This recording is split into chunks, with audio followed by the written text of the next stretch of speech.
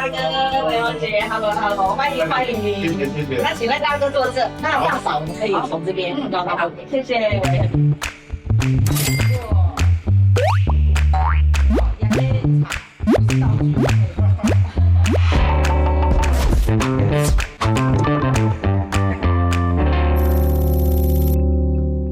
虽然做客慢饮来了，今天油唱都给黑我久养的。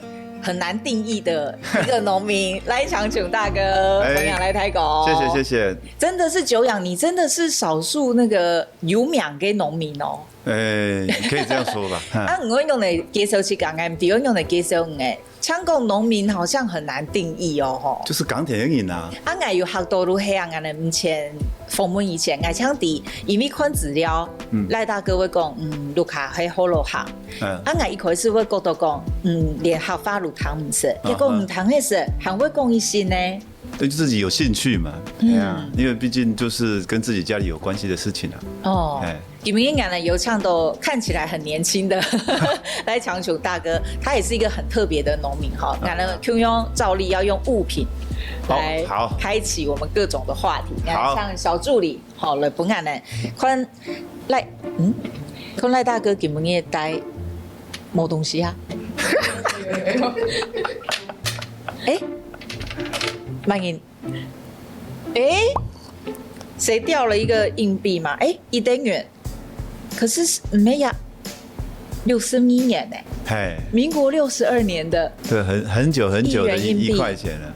哦，这个也可以黑马给典故。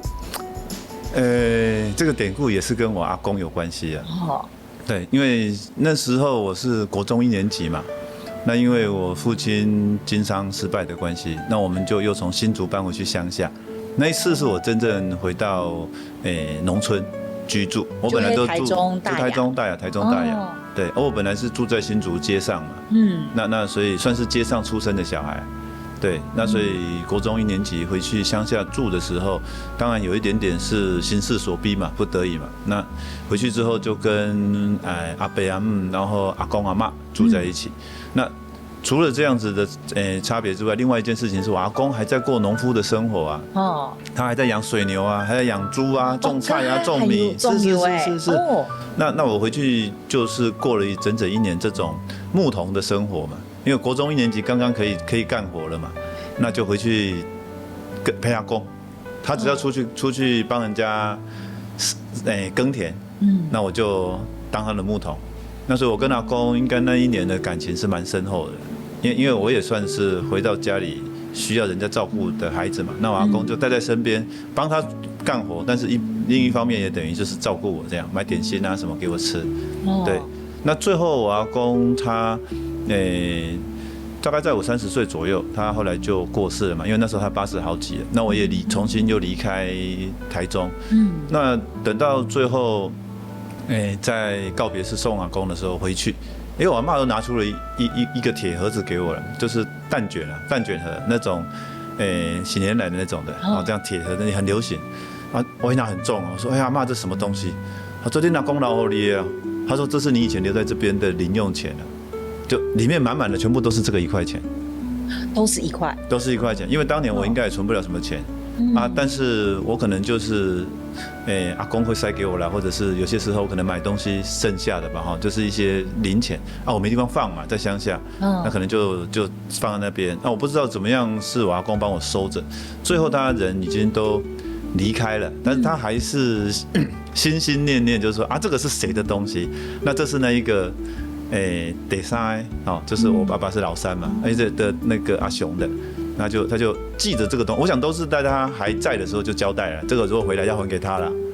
对，哇，对，我就是从我阿公身上，虽然其实我阿公应该是不认识字啊，他那个年代养牛的，然后耕地的老农夫，但是我觉得他有一个人的信念，就是说，为人的处事原则，那这个是谁的就是谁的。那这是他的，那最后这个东西要物归原主，所以对我来说啊，那算是很宝贵的一刻了。哦，对，因为安尼一下，过错，唔过抢1等元，双一了也冇1多钱。其实没有什么钱啊，对啊，可是他就是留着，他就一直帮你留，这就是你的，不是别人的，对，也不能随便用掉，因为这个对你来说可能很重要。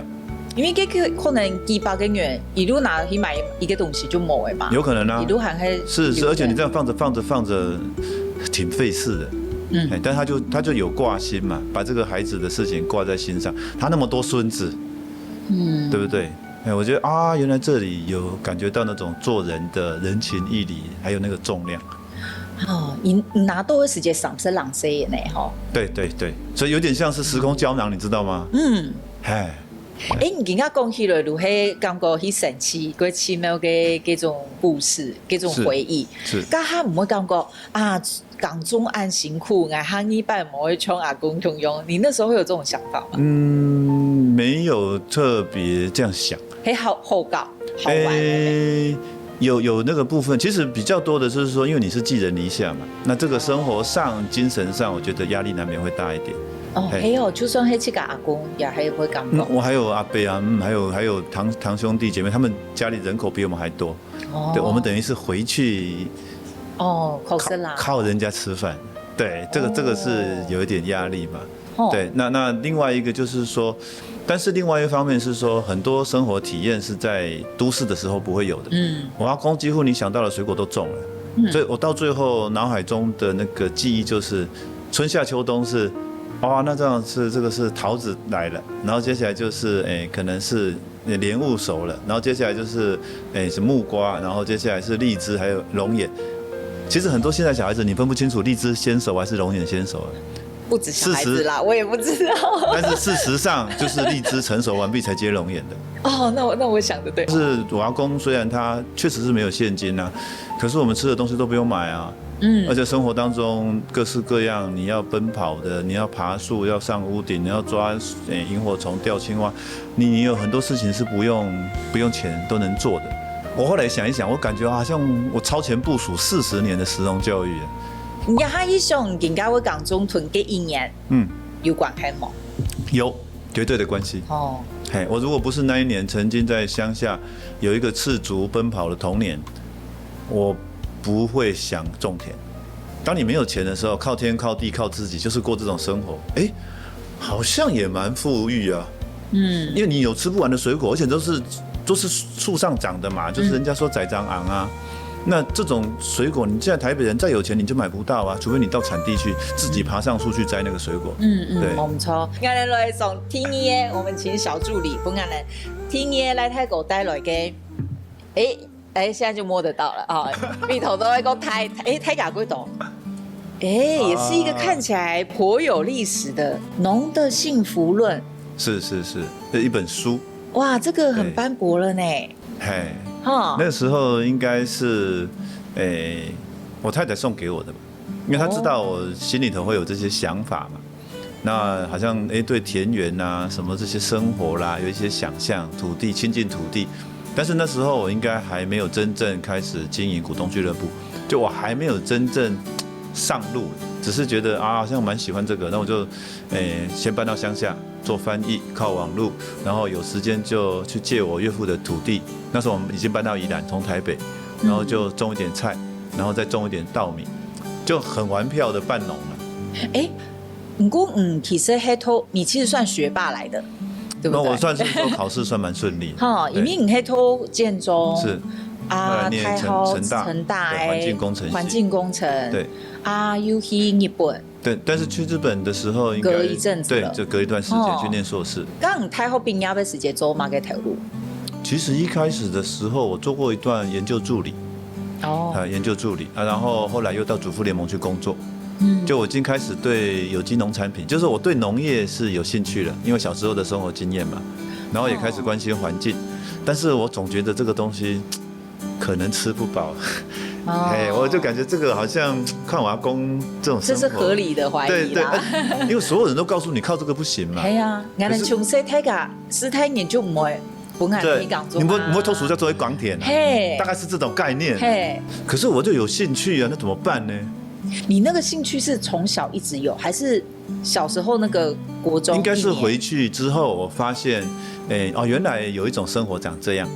然后后来有另外一个一个反差，因为后来我父亲就重新东山再起嘛，他就重新再开启事业，当时他也算年轻，那我们就搬到台北来住，所以我是国中2年级上台北，我后来在永和国中毕业的嘛，而且当时我住在全世界最大的小学对面，秀朗国小，对，我在秀朗国小全盛时期住在它的对面，可是你要想放学很惊人秀朗的放学，对，你想对了。我第一次用眼睛确认什么叫人山人海，原来是这样子流出来的。可是你要想，我可能上一个学期还住在台中大雅的乡下，然后晚上骑脚踏车回家，因为我晚上又跑去补习嘛，那都是那种小田埂路啊，你晚上都要赶快踏着脚踏板，然后离开那个地方，都很怕鬼会出来，因为就没有路灯啊，那整条田地跟路都是你家自己的。屏东还抢眼槟榔园，我们也是超怕骑经过的。对，所以你瞬间换到那个生活环境的时候，我感觉说台北人好像没有在睡觉，为什么半夜12点就在卖早餐啊？对，但是我从乡村到台北来，我是有很大的文化冲击的。从新竹搬回乡下，我感觉我好像时光机倒转了。倒转回我爸爸小时候的童年，等到我上台北又快转，那快转到台北，我那时候就开始感觉不适应。对，我就发现，这种生活人又那么多，然后这个那个，我觉得那时候我开始感觉自己好像经历一个好像，而且又是很重要青春期，是有点像基因改造工程了。对，就感觉我好像不太 OK 了，我大概没有办法这样，我就开始反向去找，如果我不要过都市生活，我还有什么可能性？你刚刚很好上呢，就按你凶。可是那时候我应该算是就被迫早熟吧。因为我家里的状况是这样，我念了3个国中才念完毕业，而且我从客家国中念到福老国中，又念到外省国中，我就说哇，台湾很小。你还可以考到建中哦。对，因为很会打人。老师会打人。你是被逼的好功课的。对，当然是要打。但有人被打，好像也没有变北一女啊。有感觉到城乡落差很大了。我好像感觉就是说，那如果我有得选，那我会怎么选？如果我都很单一的成长环境，我可能就不会这样想。问题是我国中还没毕业，我已经把整个的那个尺度拉大了嘛，我的灵魂被迫成长。你可以这样讲。古时候给种子真的是给引点下去，点都会沉哦，那个种子埋得很深。是。然后它其实也很早就发芽了。是，他就一直想要找一个出路嘛。因为我已经感觉不适应了，而且我感觉那个我好像有一点兴趣，所以才会一直往这里走。我总觉得我的心里头两边，就是我也觉得都市是有趣的，但是我有一个放不掉的乡村。那我希望做一个工作是可以把这两边连起来，或者是 balance， 或者我2个都想要。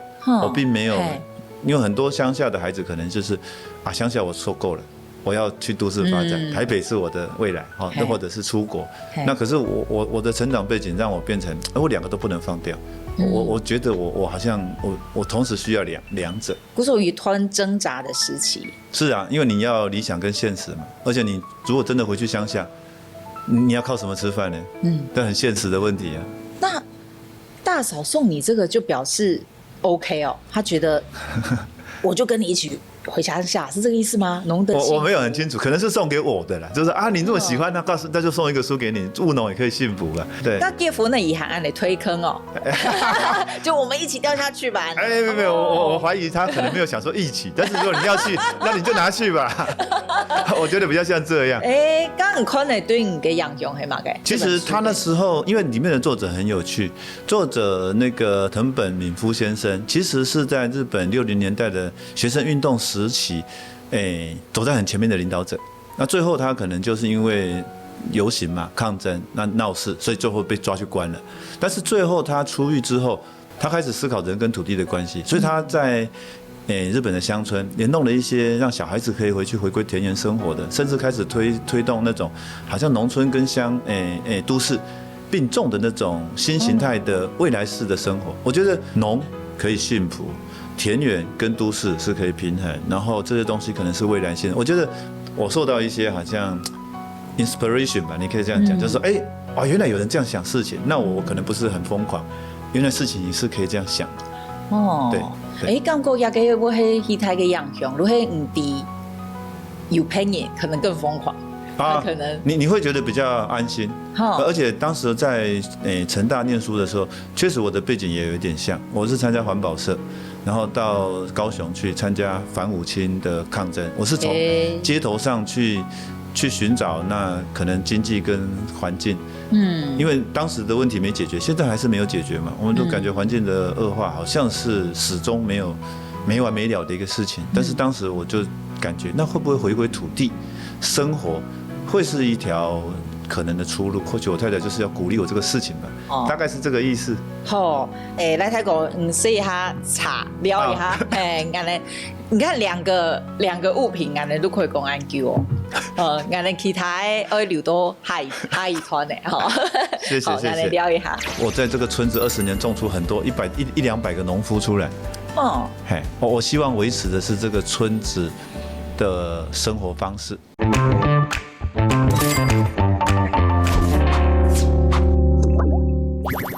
谁来做客慢言来了？今面有唱到嘅係各位講古嘅，伊講伊係港中嘅人吼來搶從泰國，多講到嘅一個屯農業接觸嘅一個歷程哈，呢度有一些的掙扎，後來可能苗種長途跟大嫂有關哈，一個定心有一點點。靠天，係咪算靠天？行100可以正經行一條路。你怎麼講都是對的，因為老婆在現場，怎麼講都是對的。對，沒錯，都是對。你看，今天還有帶一袋這個粿對我們這種外行人，它就是粿啦哈。我不知道它的品種這是仙道，是台中仙10號。那我種了20年，都是這個品種。先到選擇它的原因是什麼？很簡單，好種。它是好種。到第二個好吃。好，只要好種好吃，基本上就100分了。雖然說好種，是，那你第一次種就成功嗎？成功是看人定義的哈。那在你的定義呢？我覺得蠻成功啊。雖然說第一年種的時候，那時候還沒有真正開始股東俱樂部，我只是翻譯工作之餘。然後有一塊我岳父的田地1分半，第一年種哇，那很精彩了。那其實我也不太會用肥料嘛，那時候應該是用有機肥，然後水不太會管理，弄到最後，這個田怎麼一半綠一半黃啊？我連那個肥料已經被水沖走了，我都沒發現，所以水尾很綠，水頭很黃，然後颱風一來，綠的全部都倒在地上，然後最後就有一點點。不知道怎麼收尾啊！那一年呢，好像整整4個月吧。2001年了，對的那個夏天，哇，7上8下，很像坐雲霄飛車啊！超過唔提上來，就算過為中，你還可以寬田吃飯啊！是啊。你等為中，你也不是每次都100%收成。他不會每次都照你想的那樣，因為人是有限的，天是無盡的。他每年都可以催你出新的題目。古總，你就算中100%成功率很高，不代表你下次就高啊。只是覺得說我好像有一點把握跟信心，但是你永遠都有成長跟進步的空間。按你講起來，完全學無止境嘞吼。所以農夫在成為農夫之前，都是先成為哲學家的啦。我沒有騙你。口是的哦。你會一直在想。訪問農民，我都有訪哲學家的感覺。剛剛按呢，你算係一個棒球帽，係一個標誌，係咪？應該是說，其實大家都說農夫在田裡工作哈，戴斗笠是最好的。因為斗笠它很通風，就遮太陽，下一點小雨也沒關係。可是我不知道為什麼我就斗笠戴不住有可能我一開始種田的時候留長頭髮，所以那時候綁馬尾巴嘛，我想說省錢嘛。就是這樣我就不用管頭髮，我就是這樣3個月、半年，我都是綁着它，反正早上就下田。可是那你很容易就會有掉頭髮、掉髮絲嘛，因為它綁不住的地方會掉下來。棒球帽很好啊，一戴全部都固定。是，我想我好像就有點習慣了，一直到後來，所以棒球帽變成我這個新時代農夫的標誌。古總20年如何種一個仙道？都是這個，都是這個。你沒有想說換比較難一點的稻道？其實後來應該是說，種稻子對我來說是一個生活的基礎。我就靠这个为生嘛。但是后来我的兴趣比较多的就在农田之外，我其实更想维持的是这个村子啦。所以后来我常常开玩笑说，其实我最会种的不是稻子，我最会种的是农夫。我在这个村子20年种出很多100-200个农夫出来。我希望维持的是这个村子的生活方式，因为当年就是我阿公留了一个老家，我们才能在真的后退无路的时候有一个地方可以回去。我是希望留一个地方让有需要的人可以回来。还有啊，看到鸦片有一个胸片，也还嘛个一种农具。这个在后路话讲挑了，就是有点像披萨的铲子，有没有？对，像铲披萨的。对，很像这个是传统在把秧种子撒在田里面的时候，要把它秧苗铲起来分到田里面的时候的一个工具。那这个应该是很普遍。没有，其实我回到种田的时候已经是2000年了嘛，哈。对。那时候应该连打铁机都买不到这个东西了，因为已经完全农业机械化了，变成插秧机，这是人工插秧才要用的工具。对。但是当时我就回来宜兰种田，我也希望把文化种回来，所以我不是只想种农产品，我想要把人种回来，把风景种回来，把文化种回来。所以那我一定要知道以前人是怎么做的。我就抓着村子里面的老农夫说那怎么样可以教我？那我就每一年种一点，然后就把这个工具到打铁街去跟他说，我要弄一个这个，他要专程再帮我打一把。所以这个应该就是全新的了，这没有旧的可以买了。哇，你的意思是因为要有人种了，就做我们在种块机械化。应该是说，我希望让后面的人也可以知道以前的人是怎么样过这种生活的。那它就是传统。否则你现在假设你没有用这种传统耕作的方式的话，你现在没有石油，你不会种田了。因为全部都是耕耘机、插秧机，然后割稻机，你都是靠石油啊，你不是靠人啊。你都想考试来像讲哲学家我想到很源头的东西因为很有趣啊。很有趣啊，那你才会知道我是谁，那我在这里到底做什么？什么是只有我才能做的？你卖米的方式没规模运用你会一五一十的，你会吹个米报，对，这是刊物。对，当时我是这样做的，这2008年了嘛，这很久了，你看。所以如果我跟你买米，我会拿到这张，对不对？现在不会了，现在剩下卡片对，只剩下对，已经算不错了。当时我是真的。搞一张，这已经是第2版了，第1版是2倍大，一开始是 A3， 哇，后来就发现很多。这也是你画的吗？是。我当时还没有 Google， 那我自己换刊头，但是我1个月才换1次。那也很厉害了呢。可是因为你回到土地上开始当农夫的时候，你会有很多感触跟所谓 feeling 嘛，那你要找出口嘛，那你要想办法去呈现，而且我希望 appeal 嘛。我希望让更多人关心这种生活的方式，因为我知道很多人在都市活得也不是很快活了，只是他不知道其他生活的可能性。对，但是我既然发现了，我不要藏私嘛，我让大家知道，其实有一种生活，你脚踏实地，其实过得也蛮有滋味，蛮不错的。这个已经是股东俱乐部第4，这个是2004年开始，这应该是第5年的时候了。第5年了。哇，就越来越小张了，因为我发现后来是很精美啊。因为我希望能够如实呈现田里面发生的事情，所以我最重要的就是还有日记嘛，就天气啊，每一天的天气我都守在田旁边告诉你。对，这是当时的一种呈现的做法。田间报告啦，讲的比较硬一点就是这样。你刚刚会推出一个股东俱乐部，还有英雄因为04年成立嘛，哈嘎天师是03年成立。你刚刚成立的时候，如果有英雄会几多媒体我去报道，是当时没错，那个当时就一个大家觉得好创新的事情，侬会面对这样的事情的喏，面对会太假。其实那就有点募资的概念，是，它其实它很像募资，没错，就是一年为期的嘛。那当时我的概念也应该是从日本那时候去主妇联盟工作的关系去日本合作社实习，那他们有一些就是所谓还没有网络之前的团购了，就集结大家消费者的力量，然后指定生产者，然后买指定规格，我就是要买这个东西。那后来我只是把这个概念用到台湾，而且当时已经有网络了，所以我可以不用都市端集结，我可以在农村端发声，然后让都市消费者响应。我觉得有一点天时地利人和了。你看都已经今年21年了。你是哎呀，哇，刚才一定某兄都会变都更加安嘞吼。当然啦，怎么可能？你那时候一开始推的时候，就中了，你这个有好多吗？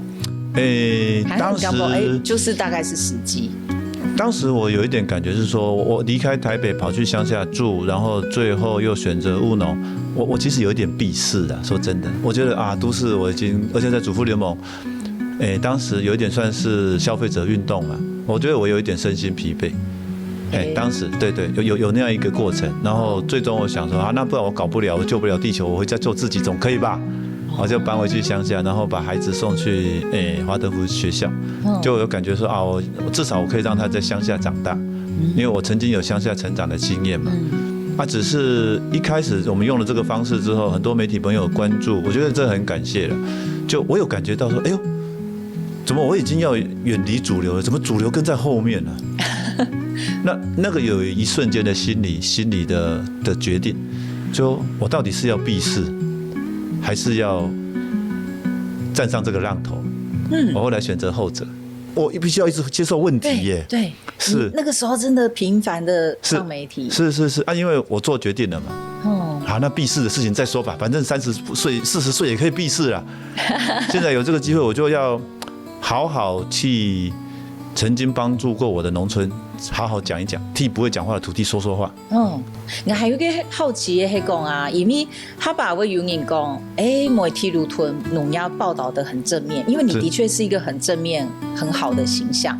不过如果有人讲，其实也可能有的一个不好的一个辛苦的负面的，会不会太少？你会有按那个小力沟吗？可是我觉得，其实你看就有点像东西好不好吃。你可能说好吃，我会说不好吃。你说这个太甜，我说这个很酸。那务农这个事情，其实它不一定是需要所有人都来从事农业的啦。可是你会发现，当大多数农家子弟都因为追求更好的生活离开的时候，心里想要从事农耕，或者接受这个土地，甚至只是希望亲近土地、接受疗愈的人是不得其门而入的。我觉得关键点差别在这边，你条条大路通都市，可是真心要回去乡村或者要亲近土地的人是没有道路可以去的。我觉得我从头到尾股东俱乐部就只有做这件事情，替心里有1亩田的人打开一个门开一条路。对，我觉得我可能只是做这个事情，所以好坏与否其实是志在人心啊。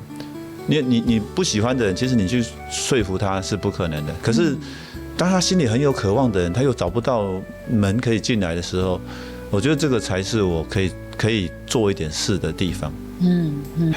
可是呢，就会虽然有人会讲如屯农业农村乡给按美好，那没关系啊。如果想讲，那你要去吗？对啊，你可能还是不要去啊。是，就等于是说好坏志在人心啊。那如果你觉得说这不适合我，那你可以大可是离开嘛。可是你等于有这个爱 get 嘛。是，那只是我觉得我们社会上少了那一个喜欢，但是没有办法不得其门而入，这个是社会上比较缺少的选项。你看现在连农学院都找不到这个名字了，农学校也都差不多快要收完了。但是还是有人必须去从事这件工作，或者是有人喜欢这个事情，那他从哪里进去呢？最后我们就开了公司弄学堂啊。我们一直其实到最后我们还是回应时代的需求了。它可能不是主流，但是它是不可或缺。我是这样子看待农村跟农业这件事情。好，刚刚来台狗说下查料一下，俺等下会去讲到你的住的地方。OK， 谢谢。把它当成一个工作选项，你未必会选它。但是把它当成一种生活的选项，你可能漂洋过海都会愿意做这种事情。台湾不是很多人就跑到国外去了吗？纽西兰、澳洲啊、日本乡下打工换宿，没钱在做，有钱也在做啊。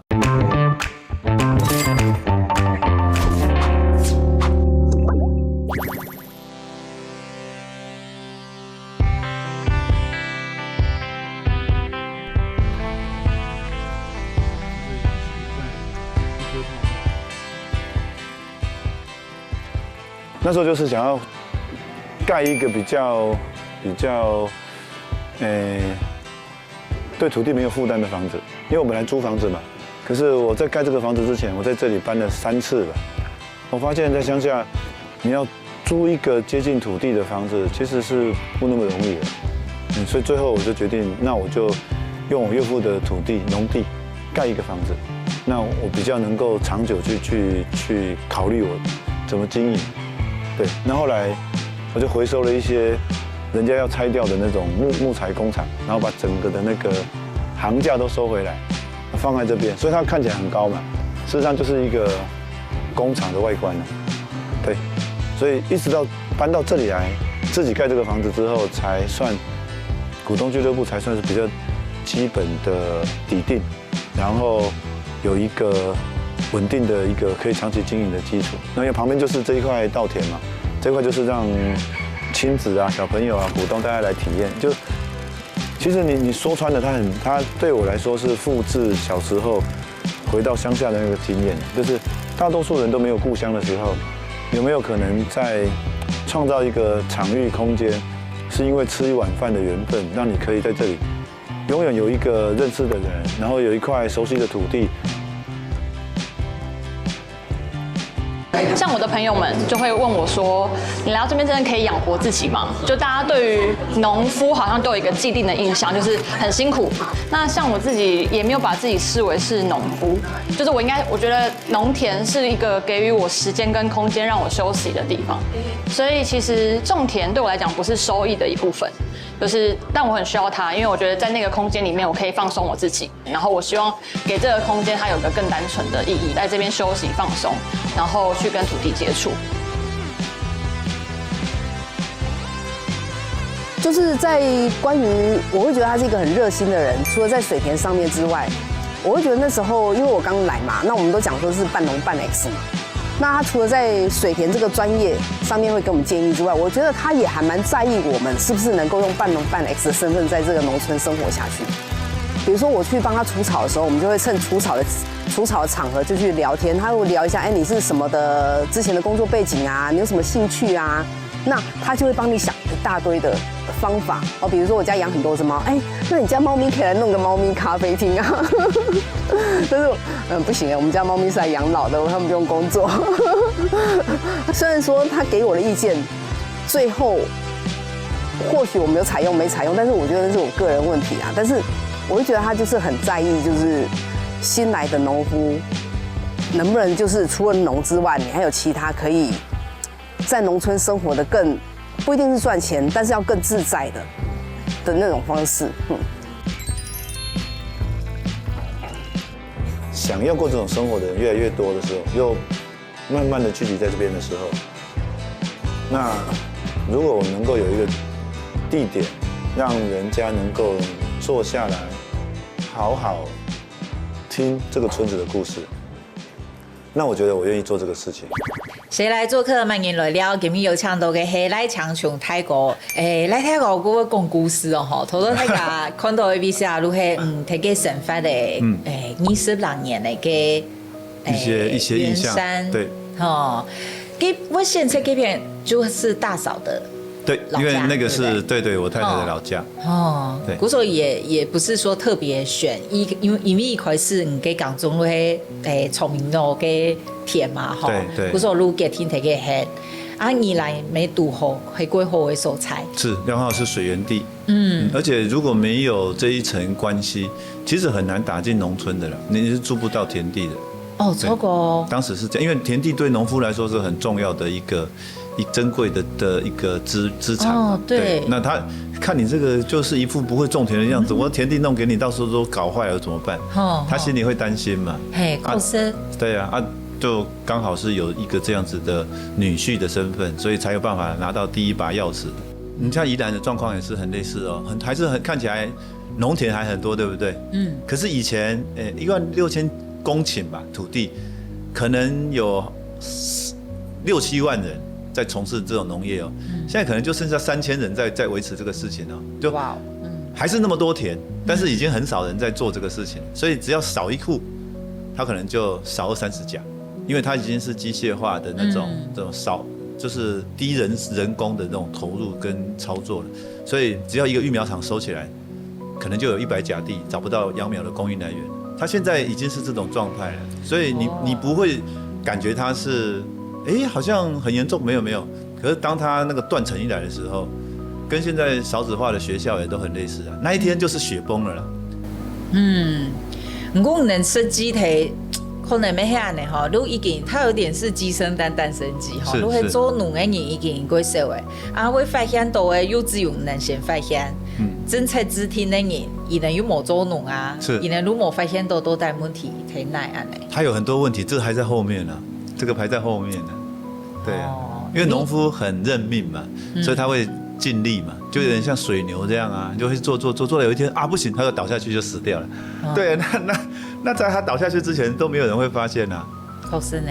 是，就农夫有一点，或者农村有点像这样。所以后来我们才会开公司办学堂，让更多本来都不是在这条路上的人，把它当成一个工作选项，你未必会选它，但是把它当成一种生活的选项，你可能漂洋过海都会愿意做这种事情。台湾不是很多人就跑到国外去了吗？纽西兰啊、澳洲啊、日本乡下打工换宿，没钱在做，有钱也在做啊。那为什么去了国外就可以做，在台湾乡下就没人要做？好奇怪。还不是一样话听不懂，对不对？对啊，英文跟日文，但是去了客家乡村就觉得客家话矮他们吃了，那很奇怪啊。系啊，去讲去澳洲打工度假也冇听超英文几好呢吼。是啊，但是他就去了啊，对吧？刚还没录迄移民案呢，我看到也片面在日本的报纸啊，也个屯人我做到跟我戏面有关，系咪？也个报纸系，还嘛个时期嘅啊？这是去年的10月了。我们一帮人大概有8个吧，在宜兰种田的伙伴去了日本的九州，帮人家收割酒米，他们拿去酿日本酒的酒米，我们跑去那边帮人家收割，就出国旅行就上报纸。那我去做一件事情，想要学酿酒吗？是，应该是这样说，就是说现在越来越多人跑到我们村子来学种田嘛，然后过这种农村生活。可是事实上，稻米确实现在销售上面是有一点压力的，因为吃米饭的年轻人变少了。咱可能因为从小段的米安呢有饭好食吼，唔会想到有嘢，咱的冇种就算呢，可能买唔到哦。是。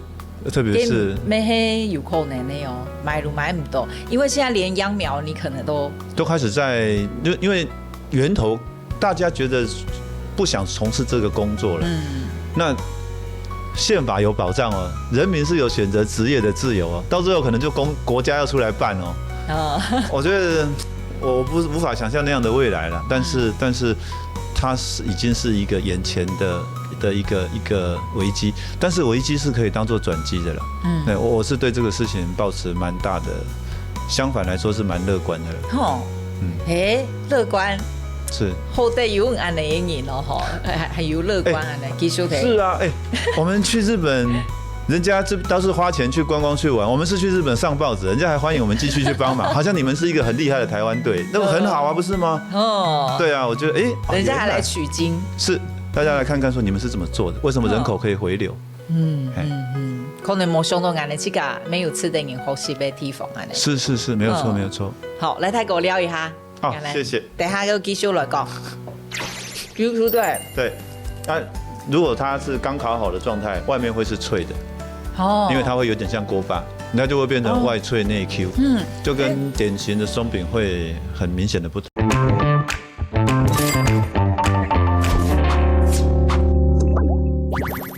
谁来做客慢饮来聊？我们最后一个单元呢，有后生，好，这是我们已经固定的福利阿龟好奇哈，也给来泰国里面带来嘛给有想念的米西还没，俺们来唱小助理，同俺们上菜哦，怎么是那么好的哈猪茶？谢谢。俺没想到会安好的东西呢。这个其实。看起来像松饼，对不对？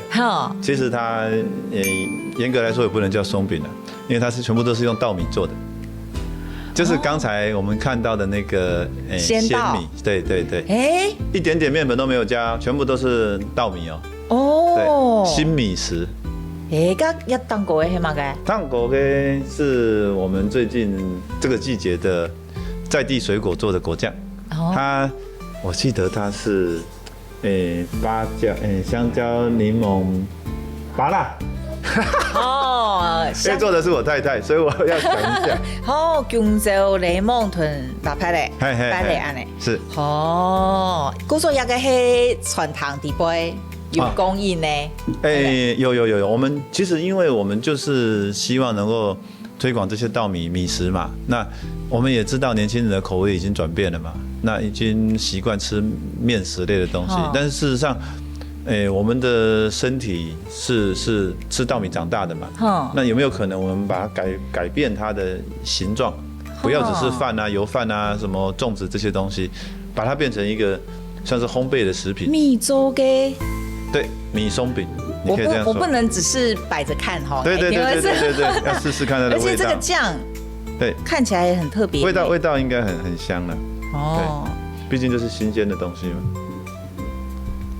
我这样好像有点文绉绉。我想很难那个优美的吃哦。对，像观众朋友我已经放弃了，放弃好。对，我直接用手。好香哦！它的口感应该会跟一般熟悉的面粉松饼很不一样。你会感觉说，这个松饼有什么不松呢？它很 Q 啊。Q 对。对，那如果它是刚烤好的状态，外面会是脆的。因为它会有点像锅巴，那就会变成外脆内 Q，就跟典型的松饼会很明显的不同。那个果酱好香哦。没错，这就要感谢我太太。龟熊呢？很厉害，好好吃哦。基本上我认为她是料理天才了。是哦。她说做一些没有吃过的东西，但是会很好吃。有麦克风很想那个 ASMR 吗？但好像很难好听。很特别的口感呢。所以其实因为大家现在比较没有吃米食，是因为它真的比较麻烦。你弄个饭就得张罗菜，那你早上要赶出门，你要想说弄饭团，弄到什么时候一个面包带了就走了，但事实上如果是这样的东西，你放冷冻出来，真的就像你刚才说的，我可能就微波按一下，烤箱弄一下，5分钟我要走的时候，它其实就是吃一碗稀饭。但是因为有些朋友现在可能面食的东西，有些时候也比较会有过敏的，类似像麸质之类的东西，那这个完全没问题。对，它可以是不错的代餐啦。不过啊，一开始你会强嘛，但是你就是学霸，学霸一开始你工作也会好啊，你开始会讲中，你也会应该不会答应啊。他们那时候反对吗？一开始当然是有反对啊，因为当时已经有，我爸爸已经有在海外开始他的新事业，他有希望我能够去帮忙或者是继承这些事情。对，但是最终我做了一个决定，我觉得我的人生应该我才是主角，那我应该要学着替自己做决定，因为如果将来假设说我听我父亲的。将来我成功了，其实我没有什么话好说了。你要说，如果不是我爸爸就可以讲了嘛。如果不是我，你有今天吗？那你没有办法反驳。因为确实我是就走了人家安排的路嘛。那如果万一失败了呢？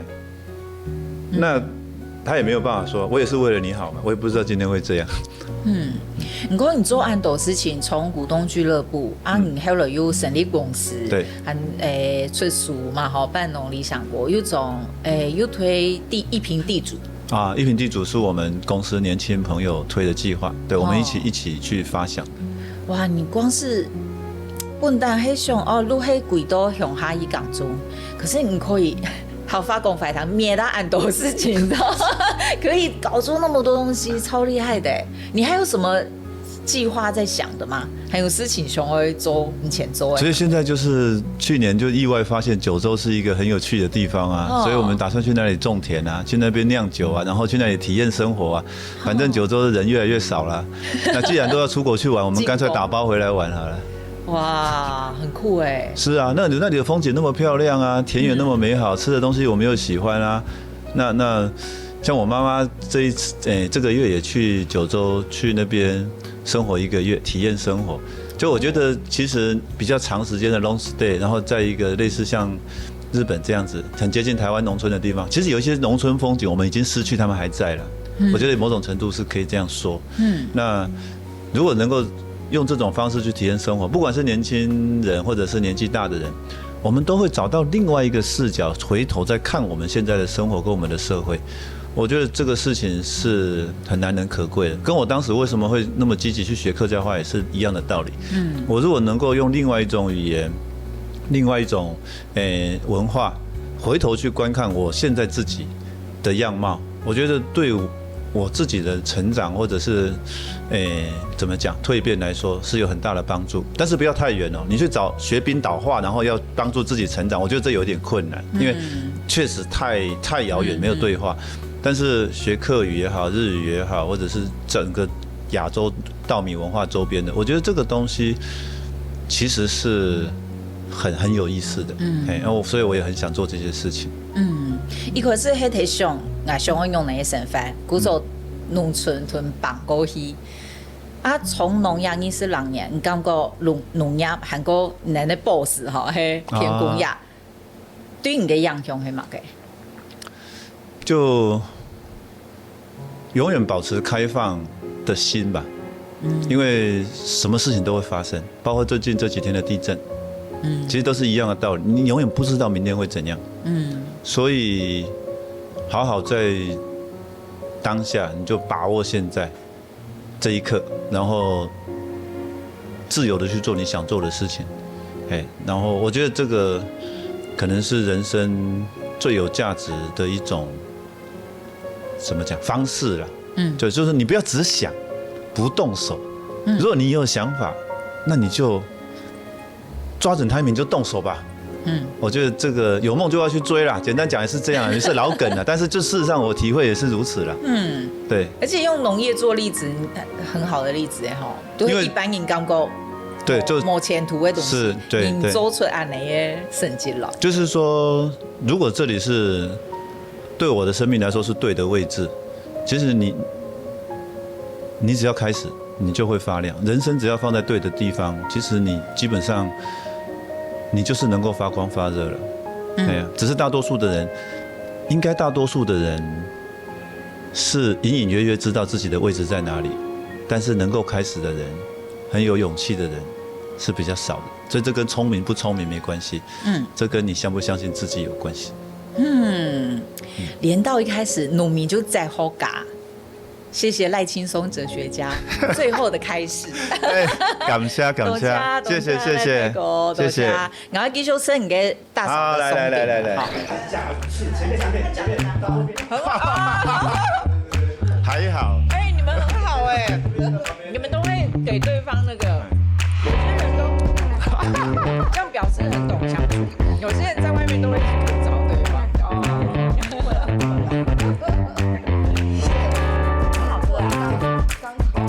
口感会更不一样，因为外面会比较脆，对，但是里面的 Q 没有改变。